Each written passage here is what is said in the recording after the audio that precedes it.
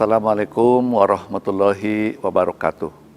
Saya Musliar Kasim, Rektor Universitas Baitur Rahmah, atas nama seluruh sivitas akademika dan pengurus Yayasan Pendidikan Baitur Rahmah menyampaikan selamat menunaikan ibadah puasa tahun 1444 Hijriah. Mudah-mudahan kita diberi kesehatan, ketakwaan, ketaatan, sehingga bisa menjalankan ibadah puasa dengan baik, sehingga setelah puasa kita dapat mendapatkan takwa yang dijanjikan oleh Allah. Dan kita berharap apa yang kita doakan selama bulan puasa diijabah oleh Allah Subhanahu wa taala. Demikian saja, salah dan janggal mohon dimaafkan. Billahi taufiq wal hidayah. Wassalamualaikum warahmatullahi wabarakatuh. Assalamualaikum warahmatullahi wabarakatuh.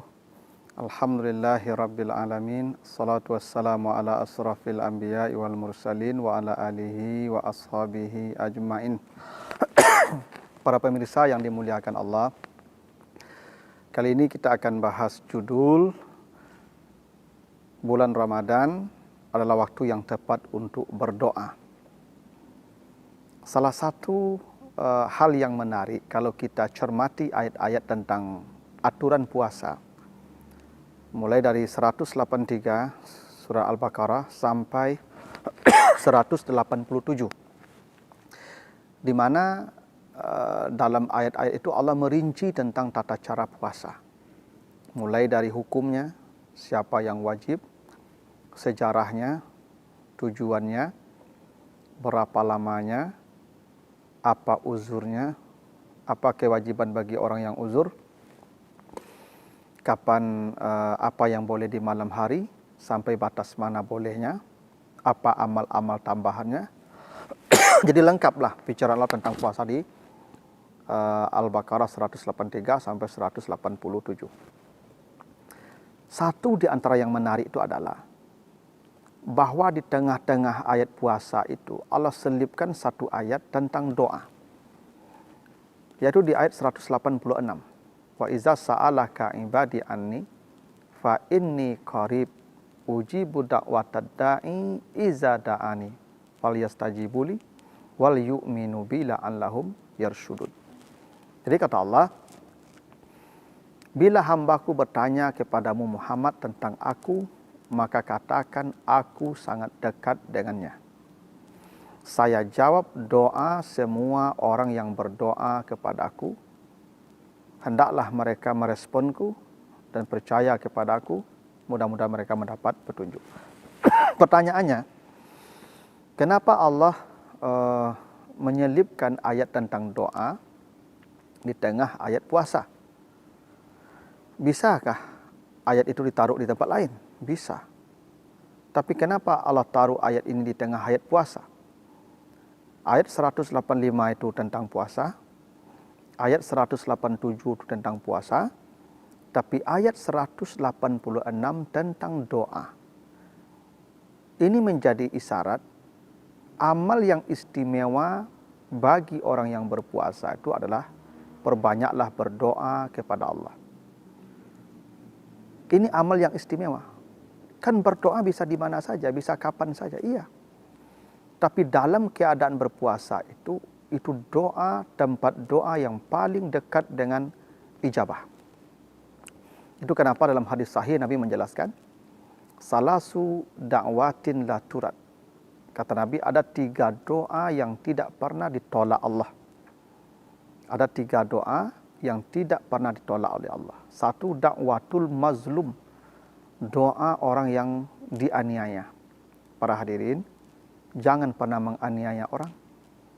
Jika orang yang dianiaya itu mengangkat tangannya ke langit, memintakan sesuatu untuk kehancuran kita, maka doanya hanya menunggu waktu terwujud. Pasti Allah jawab doa itu. Tidak mungkin ditolak oleh Allah. Yang kedua, kata Nabi, da'watul walid liwaladihi, doa orang tua untuk anaknya. Kalau doa anak untuk orang tua, itu diijabahnya nanti di surga, di akhirat. Itu kenapa nanti kata Nabi ada orang diangkat ke surga paling tinggi. Innallaha la yarfa'u darajatal abdi fil jannati yaumal qiyamati. Besok di akhirat kata Nabi ada orang diangkat ke surga paling tinggi. Surganya paling tinggi, amalnya sedikit. Lalu dia malu bertanya. Lalu dia berkata kepada Allah, "Ya Rabb, anna lihaza?" Ya Tuhan, ini surga saya kok sehebat ini. Surga saya kok setinggi ini. Padahal dulu amal saya kecil, amal saya sedikit. Apa jawaban Allah? Haza bistighfari waladika laka. Ini karena doa anakmu. Karena anakmu yang mendoakanmu dan memintakan ampun kepada saya atas dosamu. Kapan doa anak diijabah Allah? Nanti di surga. Tapi kalau doa orang tua untuk anak, dunia akhirat tunai. Di dunia segera dijawab, jawaban di akhirat beda lagi. Itu istimewanya doa orang tua.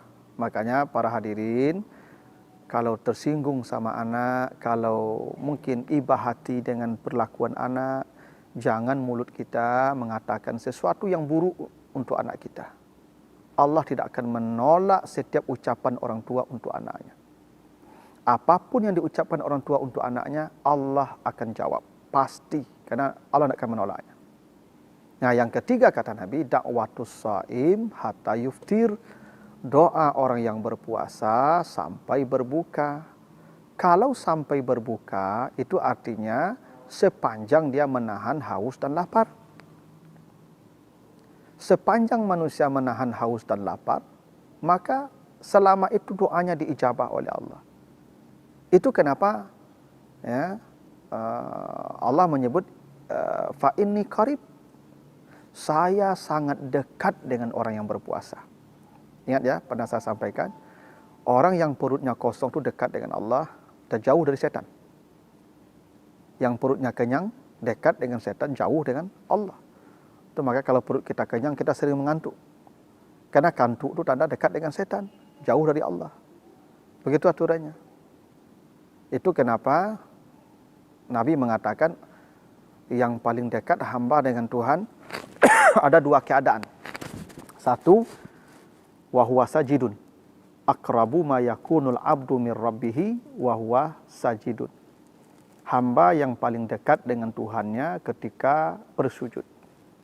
Fa'aksiru fihi du'a, kata Nabi.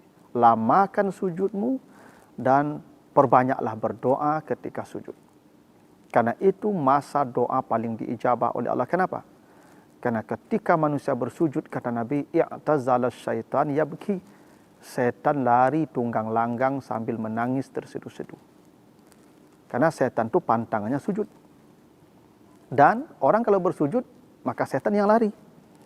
Makanya dia dekat dengan Tuhannya. Makanya ketika sujud, suruh banyak berdoa. Doa yang paling diijabah Allah ketika bersujud. Nah, yang kedua puasa. Orang yang berpuasa ketika perutnya kosong, dia dekat dengan Tuhannya. Dia jauh dari pengaruh setan. Itu kenapa anak-anak muda yang sudah ingin menikah tapi tidak punya kemampuan menikah, kata Nabi, perbanyaklah berpuasa. Karena puasa itu benteng dari godaan setan. Ya, fa innahu ya wija. Karena puasa itu menjadi benteng dia agar tidak ya dapat oleh pengaruh setan. Jadi artinya apa? Ketika perut orang kosong, dia jauh dari pengaruh setan. Dia dekat dengan Allah. Coba perhatikan orang ketika puasa Ramadan saleh kan.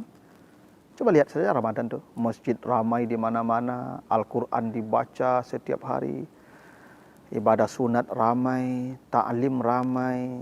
Kenapa? Karena sedang berpuasa. Orang kalau perutnya kosong, dia dekat dengan Tuhannya. Makanya kata Allah, fa iza sa'alaka ibadi anni fa inni qarib. Bahkan saking dekatnya Allah dengan orang yang berpuasa itu, Allah tidak menggunakan kata kul, kan iza sa'alaka ibadi, kalau hamba-Ku bertanya kepadamu Muhammad tentang aku, katakan aku dekat. Tapi katakan itu tidak ada.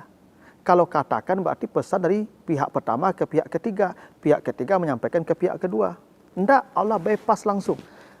Kita bertanya ke Nabi Muhammad, ya, lewat Nabi Muhammad kepada Allah. Allah menjawabnya tidak ke Nabi Muhammad, ke yang bertanya langsung. Fa inni qarib, tidak ada fakul inni qarib. Ini menunjukkan betapa dekatnya orang yang berpuasa kepada Allah. Hingga kalau dia mengadukan sesuatu, maka jawabannya langsung seketika itu. Inilah kenapa kita disuruh Allah berdoa. Bahkan coba perhatikan redaksi ayat ini baik-baik ya. Kata Allah, ujibu da'watad da'i iza da'ani. Harusnya, nah ini kalau kita belajar bahasa Arab ya, ada namanya fi'il syarat, ada namanya jawab syarat. Kata kerja yang menjadi ya fi'il syarat itu, dia harus dahulu dari jawab syarat. Seperti tadi, iza sa'alaka ibadi anni, apabila hambaku bertanya kepadamu, maka sa'alaka itu namanya fi'il syarat. Apabila dia bertanya. Jawabannya, fa ini qarib, saya dekat. Itu kaidahnya. Bila engkau datang, saya berdiri. Berarti engkau datang itu menjadi fi'il syarat namanya. Berdiri itu jawabnya. Bila engkau datang, saya berdiri. Kaidah bahasa, fi'il syarat harus mendahului jawab syarat. Tapi ini tidak. Ujibu da'watad da'i, saya jawab doanya bila dia berdoa. Harusnya, iza da'ani abdi, ujib da'watahu. Bila dia berdoa, saya jawab doanya. Coba renungkan bahasanya ya. Saya jawab doanya bila dia berdoa. Bila dia berdoa, saya jawab doanya. Ini kalimat normal. Bila dia berdoa, saya jawab doanya. Ini normal kalimatnya. Tapi tidak, kalimatnya dibalik. Saya jawab doanya bila dia berdoa. Didahulukan jawaban daripada syaratnya. Apa maknanya itu? Jawaban doa kita sudah Allah sediakan hingga sebelum kita meminta kepadanya. Masalah ya, orang yang berpuasa itu belum minta pun Allah sudah sediakan apa yang dia minta. Jawaban doanya mendahului doanya. Karena saking dekatnya Allah dengan dia, Allah tahu apa kebutuhan dia. Allah tahu apa yang akan dia minta. Hingga sebelum dia meminta pun jawabannya sudah Allah sediakan. Itu saking dekatnya orang yang berpuasa dengan Allah. Mungkin kalau yang tidak berpuasa, kita minta dulu baru Allah seleksi permintaan kita. Baru Allah jawab permintaan kita. Ini tidak. Belum kita meminta pun Allah sudah menjawabnya. Karena jawaban sudah disediakan Allah sebelum kita meminta kepadanya. Itu kenapa kalimatnya didahulukan jawab syaratnya.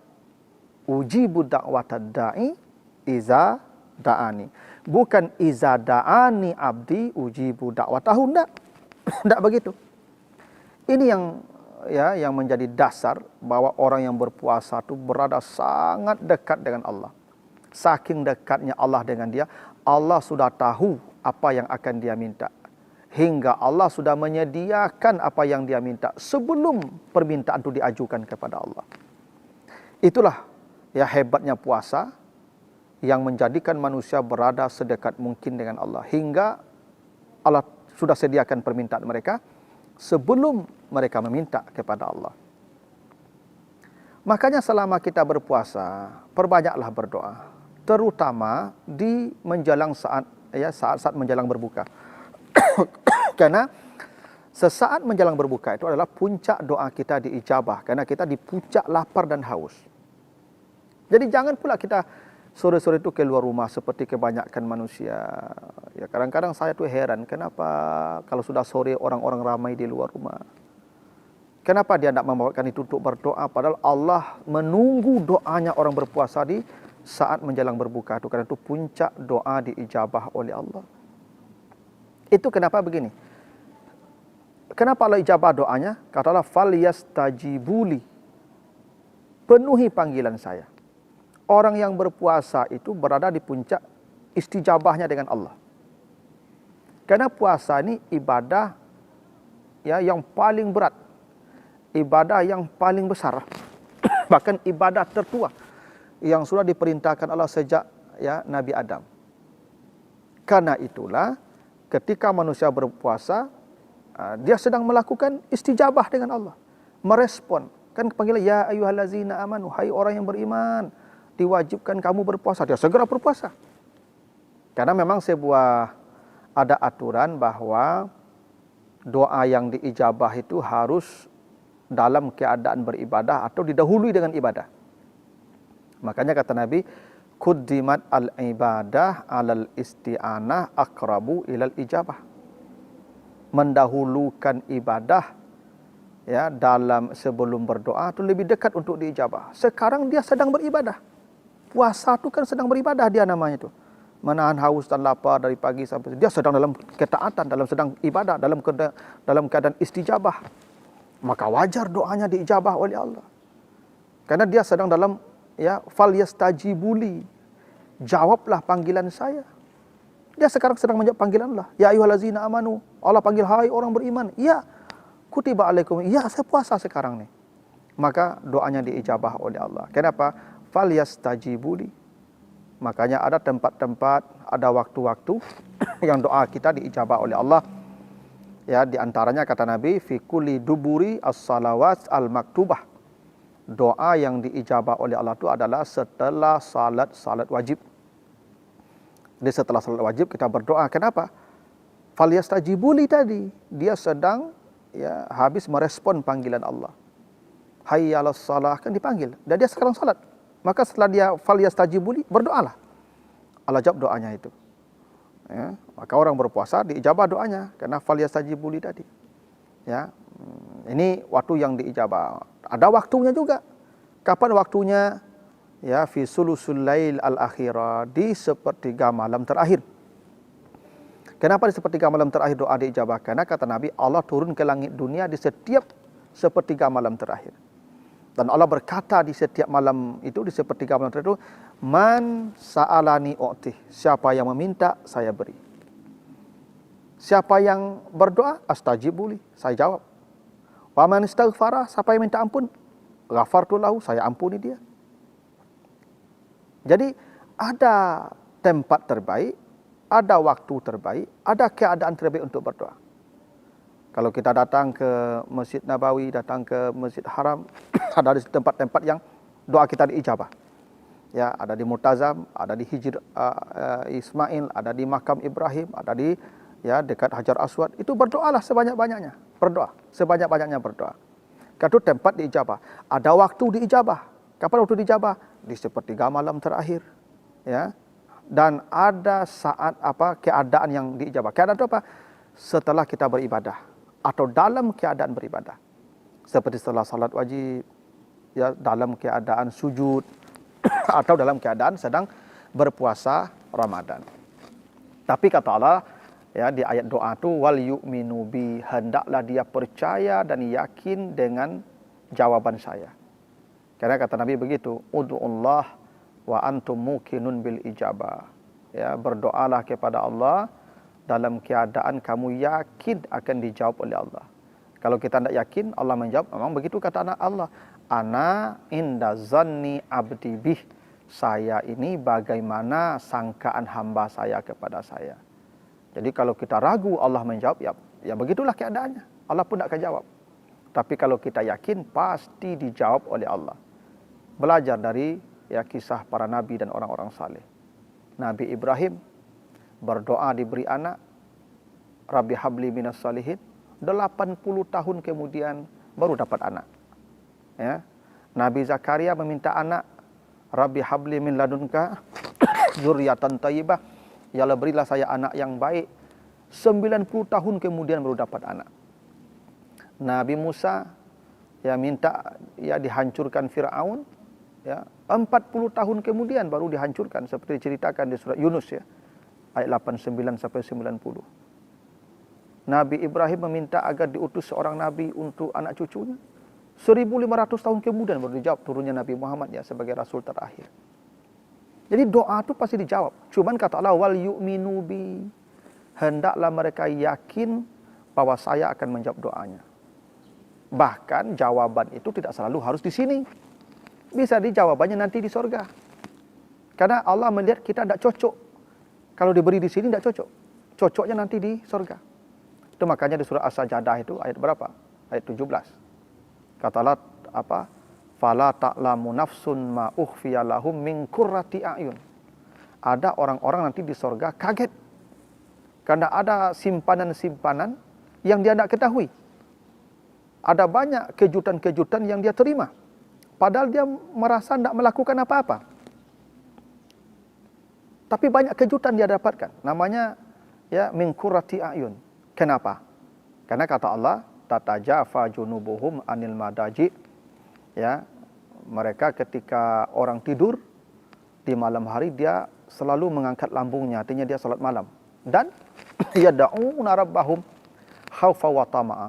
Mereka selalu berdoa kepada Allah, tapi doanya tidak pernah dijawab di dunia. Doa-doanya tidak pernah dijawab di sini. Semua doanya disimpan Allah. Disimpan Allah. Nanti ketika dibukakan semua yang dimintanya, baru dia kaget ternyata yang dia minta dulu itu adanya di surga. Dikasihnya nanti di akhirat, tidak di dunia. Ini buktinya kita harus wal yu'minu bih, beriman. Yakinlah kepada Allah bahwa tidak ada satupun doa yang tidak dijawab oleh Allah. Kadang jawabannya bisa cepat, kadang jawabannya bisa lambat, kadang diganti dengan yang lain yang lebih baik, dan atau bahkan terakhir disimpan Allah saja doa kita untuk di surga. Tidak pernah rugi orang yang berdoa kepada Allah. Maka selama Ramadan perbanyaklah berdoa kepada Allah, karena inilah saat terbaik kita untuk berdoa. Fa inni qarib, karena orang yang berpuasa itu berada sangat dekat dengan Allah, maka Allah menunggu doa orang-orang yang dekat kepadanya. Begitu, mudah-mudahan ada manfaatnya. Lebih kurang mohon maaf. Wassalamualaikum warahmatullahi wabarakatuh.